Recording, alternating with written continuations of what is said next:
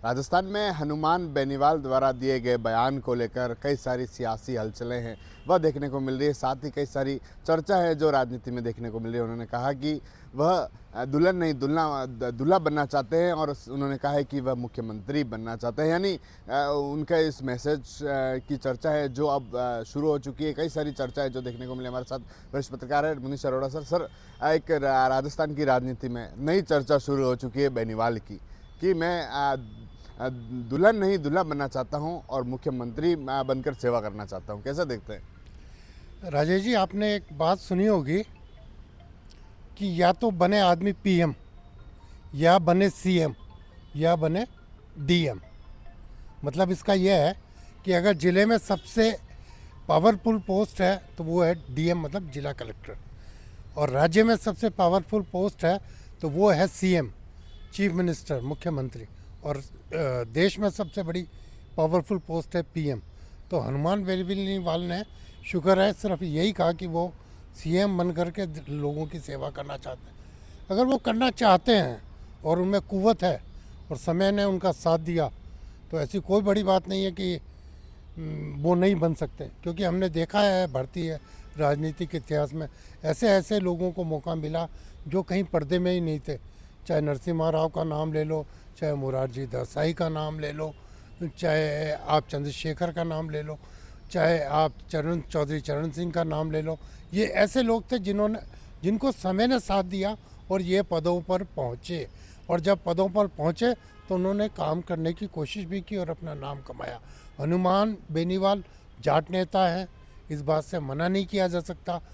और जिस मंच पे आके उन्होंने ये बात कही है भरतपुर में, क्योंकि भरतपुर में गुज्जरों का एक बड़ा आंदोलन हुआ, गुजर आंदोलन वहाँ पे सबसे प्रभावी रहा, लंबे समय तक चला।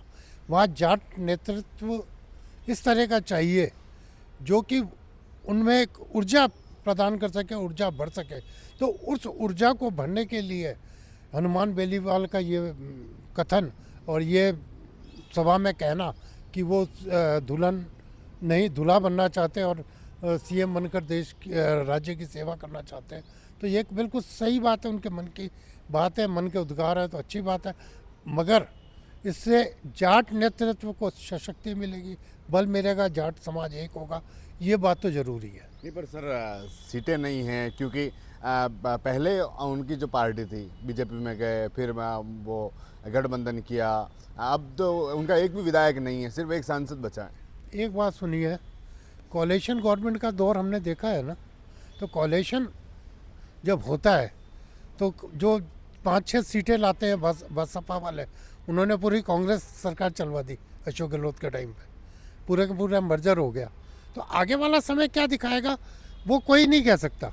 भले सीटें ना हो, भले वो न हो, वो इंडिपेंडेंट हो, आगे वो किस नेतृत्व को बढ़ाएंगे, क्या उनकी राजनीति। आप पार्टी देखिए, आप वो तो कहीं भी नहीं थी। दिल्ली में राज करते करते पंजाब में राज कर दिल्ली खो दिया, अब गुजरात में सीट लेके आ गई।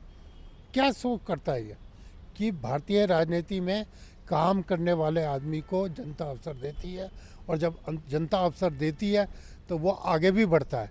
अगर आप में बल है, आप में कुव्वत है, आप नेतृत्व कर सकते हैं, आप समाज को इकट्ठा कर सकते हैं, तो इसमें कोई शक नहीं कि आने वाले समय पर समाज आपका साथ देगा।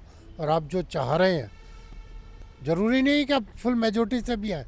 अगर कोalition गवर्नमेंट होगी तो हो सकता है उस समय मोल तोल के भाव के ऊपर जो सरकारें बनती हैं उस समय से बनने का चांस लग जाए। मगर फ़िलहाल उन्होंने कोशिशें जारी रखी हैं। भरतपुर साइड पे जाट समाज को इकट्ठा करने की कोशिश की और बाकी अपने एरिया में कर ही रहे हैं। पूरा राजस्थान में वो चाहते हैं कि जाट समाज इकट्ठा हो।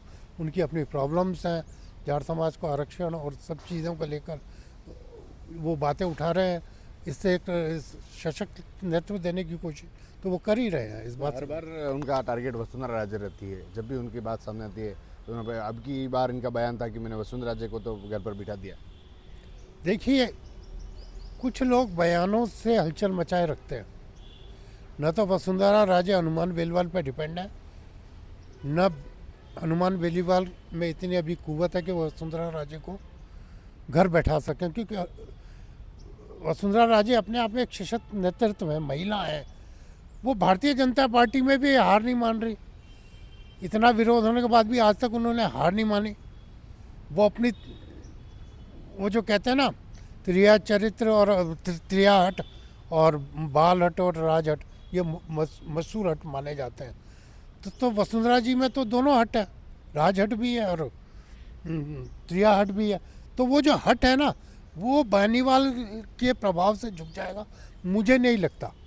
मगर वसुंधरा जी का कैनवास इतना बड़ा है, इतना बड़ा है कि हनुमान बेनीवाल उसको छोटा नहीं कर सकते।